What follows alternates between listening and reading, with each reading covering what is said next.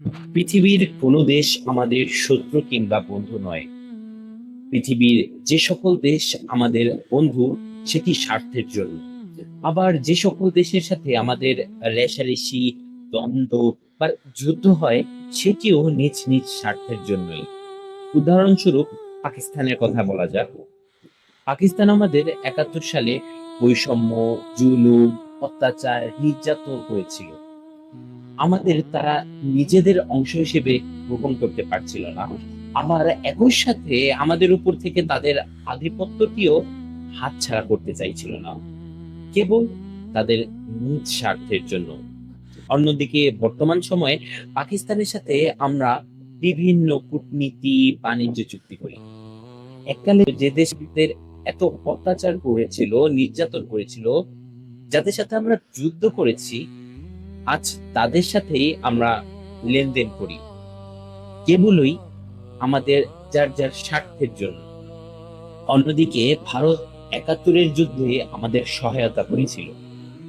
ভারত আমাদের ৭১-এর যুদ্ধে সহায়তা করেছিল আমাদের স্বার্থের জন্য নয়, বরং তার চেয়ে বেশি কারক ছিল তাদের নিজ স্বার্থ। যদিও বা ভারতের এই সাহায্যের জন্য আমরা সর্বদাই ভারতের নিকট কৃতজ্ঞতা প্রকাশ করি। আবার অনেক ক্ষেত্রে প্রায়ই আমরা দেখতে পারি ভারত আমাদের বিভিন্ন ক্ষেত্রে বন্ধুসুলভ আচরণ করে না। কূটনীতি, বাণিজ্য সহ সীমান্ত হত্যাকাণ্ড, আরো অনেক বিষয়ে আমাদের সাথে তাদের ভিতর প্রায় রেষারেষি বা দ্বন্দ্ব হতে দেখা যায়। অথচ প্রতিবেশী এই দেশটি আমাদের ৭১ সালে যুদ্ধে সহায়তা করেছিল, অবদান রেখেছিল, এবং এগুলোর সবকিছুই নিজ নিজ স্বার্থের জন্য। মোট কথা, একটি দেশের সাথে অন্য আরেকটি দেশ যতদিন না কোনো যুদ্ধে লিপ্ত হচ্ছে, ততদিন সে দেশ শত্রু দেশ হিসেবে গণ্য হয় না। আবার একইভাবে একটি দেশ অন্য আরেকটি দেশকে যতই সহায়তা প্রদান করুক বা ঘনিষ্ঠ সম্পর্ক বজায় রাখুক, এটি ভাবার কোনো কারণ নেই সে দেশটি আমাদের বন্ধু দেশ।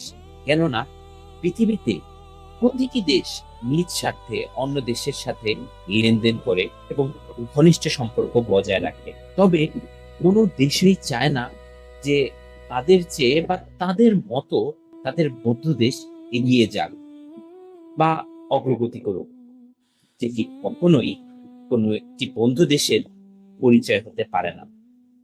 ধন্যবাদ।